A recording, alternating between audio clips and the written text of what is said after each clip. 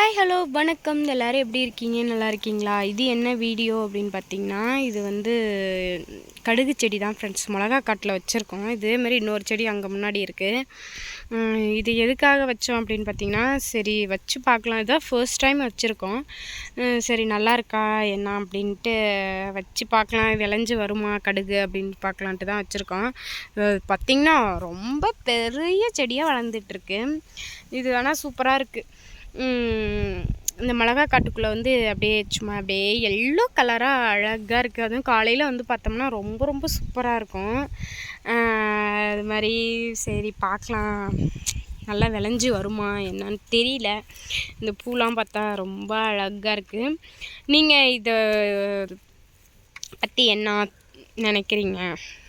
இது நல்லா விளைஞ்சி வருமா இல்லை என்னங்கிறது கமெண்ட்ஸில் சொல்லுங்கள். ஓகே ஃப்ரெண்ட்ஸ், இந்த வீடியோ உங்களுக்கு பிடிச்சிருந்தா லைக் பண்ணுங்கள், ஷேர் பண்ணுங்கள், சப்ஸ்கிரைப் பண்ணிக்கோங்க, பெல் ஐக்கானை கிளிக் பண்ணிக்கோங்க. இங்கே பாருங்கள், மிளகா செடியில் வந்து பழம் வந்துருச்சு. ரொம்ப ரொம்ப ஹாப்பி. இங்கே பாருங்கள், பழம், மிளகா பழம் வந்துருச்சு. இன்னுமே மிளகா பழம் பெருக்கணும். பெருக்கி காய வச்சு எடுத்து வச்சுக்கணும்.